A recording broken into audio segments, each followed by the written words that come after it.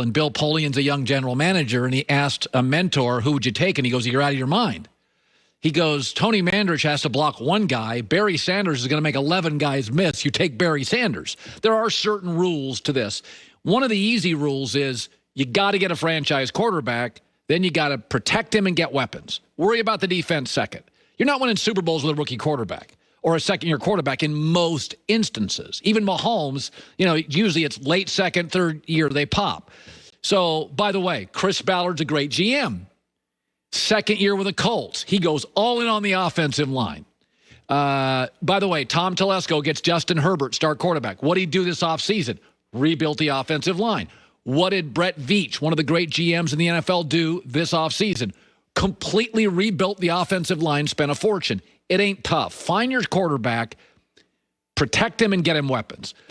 And so Joe Douglas, the Jets GM, don't know him well, but he's pretty smart. Sam Darnold failed for a lot of reasons in New York.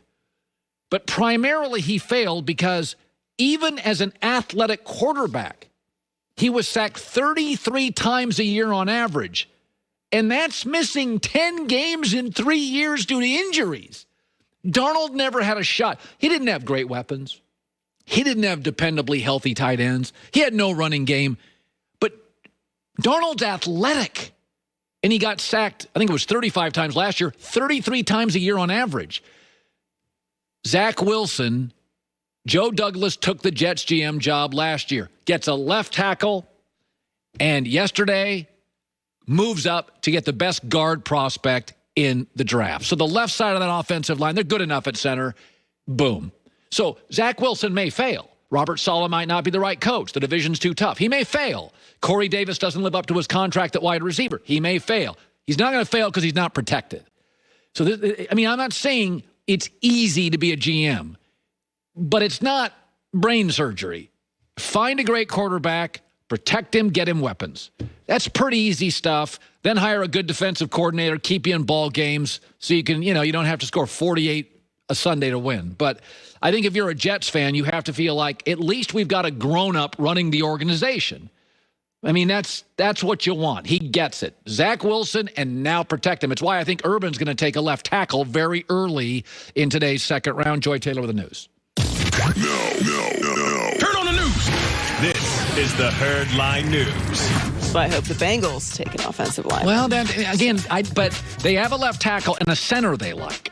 They need an offensive lineman, but they do have a good left tackle and a good center. They didn't make some moves, but Joe Burrow's coming off of knee surgery after running for his life last year. So.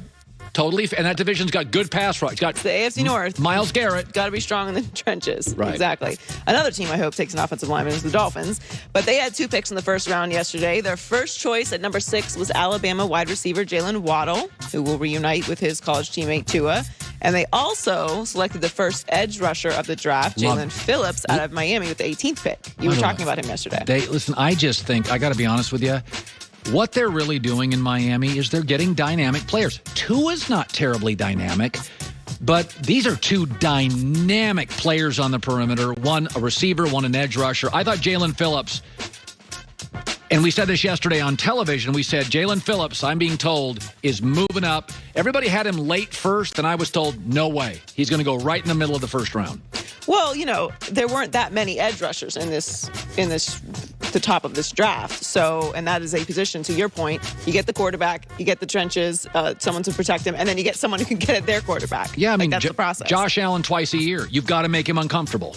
Exactly. So he had 45 total tackles, 8 sacks, and 1 interception last year. And Jalen Waddle had an injury last season, but in the first 4 games, he had 25 catches, 557 yards, and 4 touchdowns. Came back for the championship game, had 3 catches for 34 yards.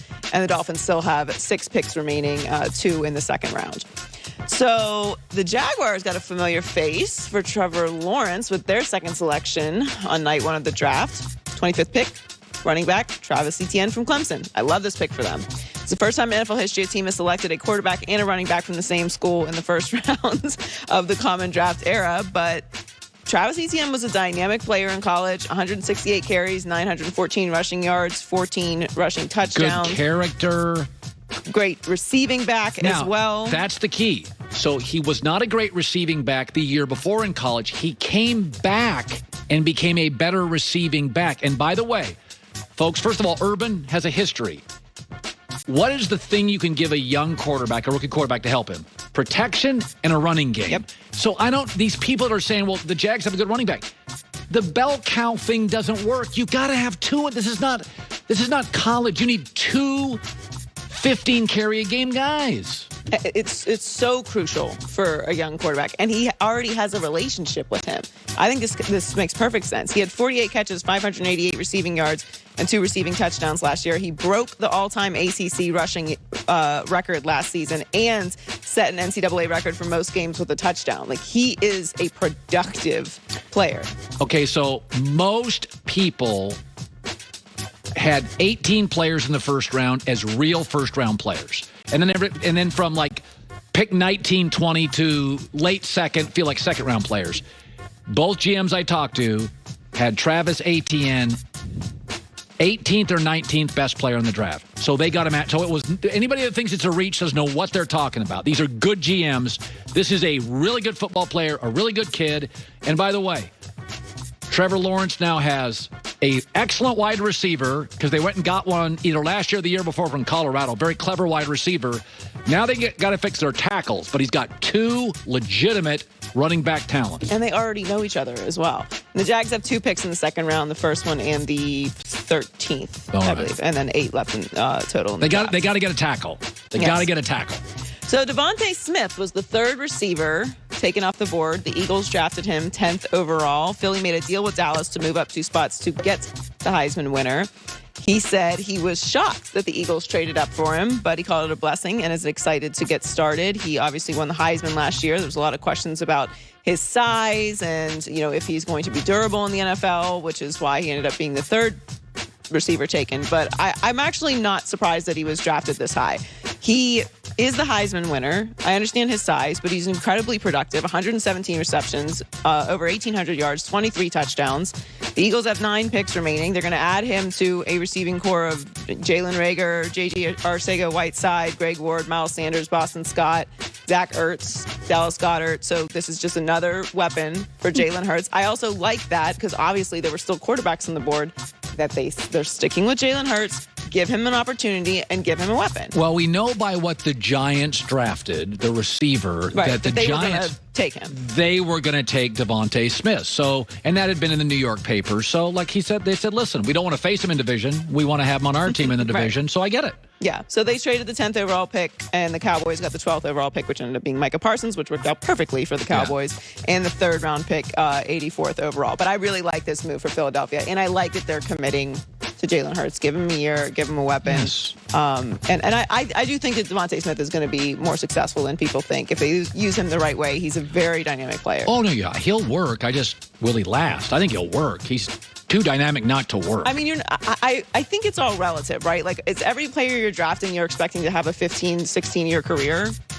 No. If he gives you 6 or 7 years of high-level production, that's worth that pick. There you go. Joy with the news. Well, that's the news. And thanks for stopping